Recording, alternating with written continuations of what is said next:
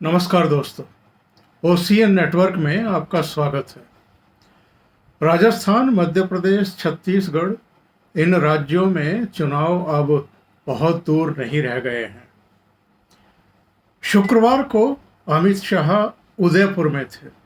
जी हाँ, उसी उदयपुर में जिसमें इसी जून महीने में पिछले साल कन्हैयालाल दर्जी की दो आतंकवादियों ने गला रेतकर हत्या कर दी थी, निर्मम हत्या कर दी थी और उसका बाकायदा वीडियो बना करके पब्लिक कर दिया था, सार्वजनिक कर दिया था। अमित शाह ने उस घटना का उल्लेख करते हुए मुख्यमंत्री अशोक गहलोत पर एक ऐसा आरोप लगाया जिस पर अशोक गहलोत का भी जवाब आ गया है। अमित शाह का कहना था कि कन्हैयालाल के हत्यारों को अशोक गहलोत तो गिरफ्तार भी नहीं कराना चाहते थे। एनआईए ने उन दोनों को गिरफ्तार किया।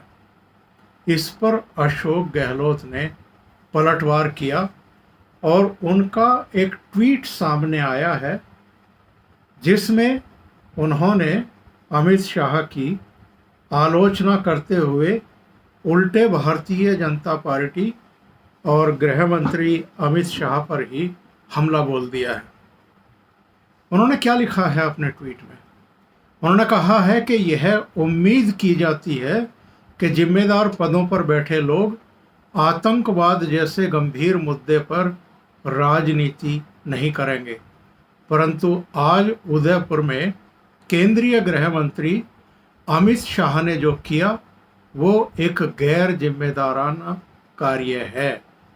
श्री अमित शाह द्वारा उदयपुर में झूठ बोला गया कि श्री कन्हैयालाल के हत्यारों रियाज अत्तारी और गौस मोहम्मद को एनआईए ने पकड़ा, जबकि सत्य ये है कि इन्हें महज 4 घंटों में राजस्थान पुलिस ने पकड़ लिया था। यह दुखद घटना 28 जून 2022 को हुई थी, जबकि एनआईए को इस केस की फाइल 2 जुलाई 2022 को ट्रांसफ़र हुई थी। श्री अमित शाह को संभवतः जानकारी में होगा कि ये दोनों हत्यारे भाजपा के सक्रिय सदस्य थे। उन्हें ये जांच करवानी चाहिए कि इन दोनों के मददगार कौन भाजपा नेता थे जो इनके लिए पुलिस थानों में फ़ोन करते थे। एक ओपन एंड शट केस में चार्जशीट फाइल होने में भी इतना अधिक समय क्यों लगा और इन्हें अब तक सज़ा क्यों नहीं हुई? एनआईए को जो जांच सौंपी गई थी उसका लेटर भी अशोक गहलोत ने जारी किया है।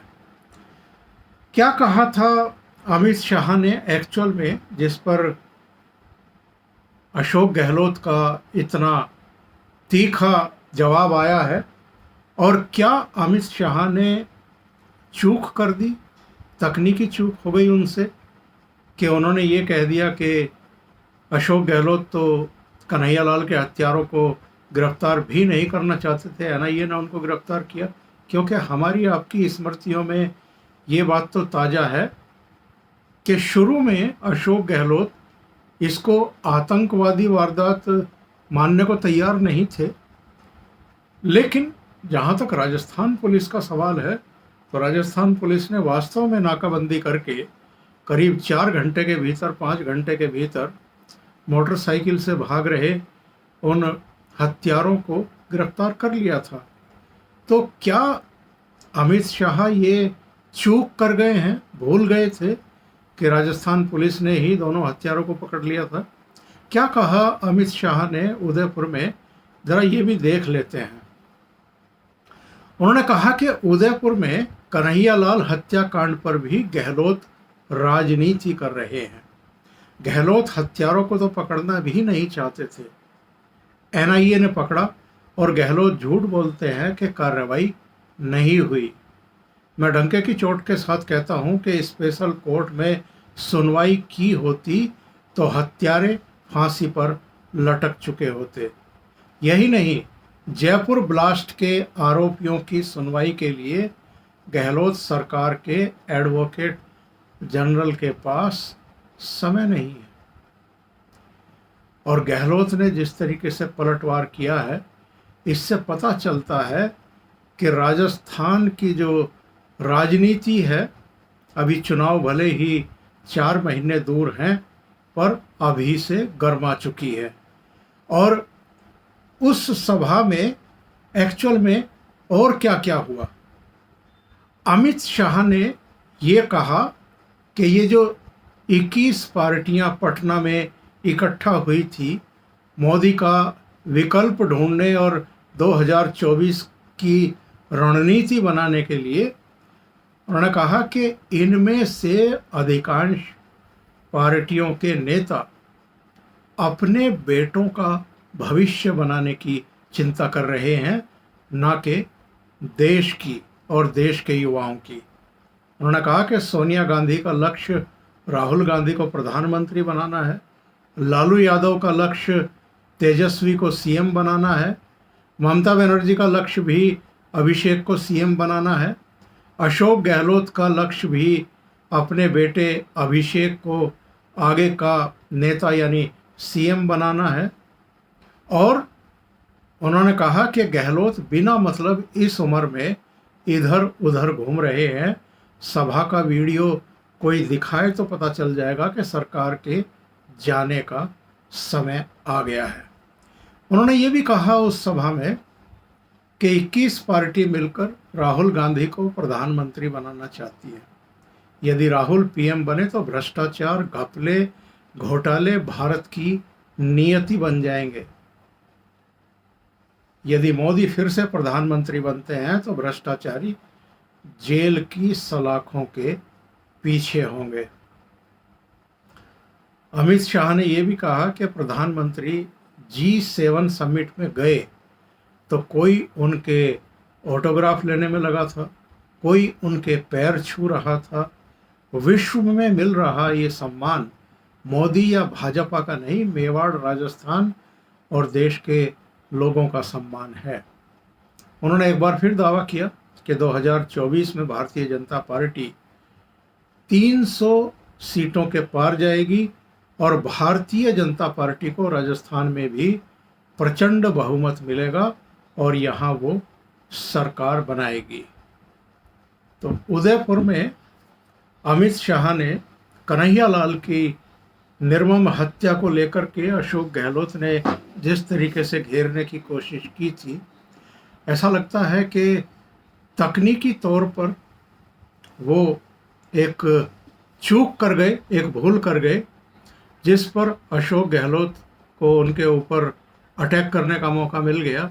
और उन्होंने तो दोनों हत्यारों को एक तरीके से भारतीय जनता पार्टी का कार्यकर्ता सिद्ध करने की कोशिश की, बताने की कोशिश की, क्योंकि उस समय कुछ ऐसे फोटोग्राफ भी जारी किए गए थे जिनमें ये भारतीय जनता पार्टी के कुछ पदाधिकारियों के साथ खड़े होकर के फ़ोटो खिंचवाते हुए दिखाई दे रहे थे। इनमें से कम एक तो दिखाई दे ही रहा था। तो देखते हैं राजस्थान की जो चुनावी राजनीति है आगे और किस तरीके से गरमाएगी। पर सवाल तो बहुत बड़े और कड़े हैं। सवाल तो ये भी है कि राजस्थान में जिस तरीके से कांग्रेस के भीतर ही खींचातानी चल रही है, छत्तीसगढ़ में तो टी सिंहदेव को मुख्यमंत्री बना करके वहाँ जो अंदर खाने कलह चल रही थी उसको थामने रोकने की कोशिश कांग्रेस नेतृत्व ने कर ली है।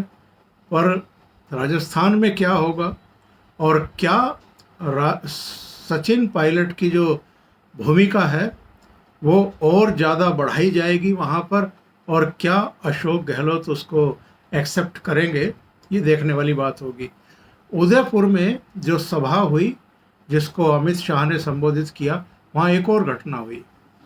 वहाँ एक्चुअल में जो पीसीसी प्रेसिडेंट थे उनके भाषण के बाद जो संचालन कर रहे थे उन्होंने सीधे अमित शाह को संबोधन के लिए आमंत्रित कर लिया।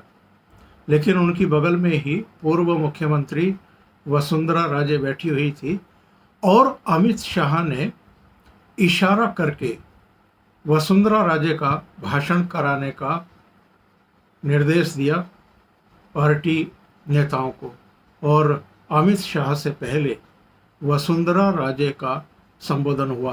हालांकि वसुंधरा राजे का कहना था कि इस लड़ाई को इतना इजी ना समझे और सबको जो है पूरी ताकत लगानी है, अति आत्मविश्वास में आने की ज़रूरत नहीं है।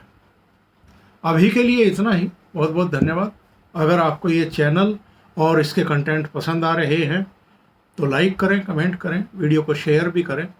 अभी तक अगर आपने ये चैनल सब्सक्राइब नहीं किया है तो सब्सक्राइब कर लें और साथ में लगे बेल आइकॉन को दबा दें ताकि आगे आने वाले वीडियो और उनके नोटिफिकेशन आप तक पहुंचते रहें। बहुत बहुत धन्यवाद। नमस्कार।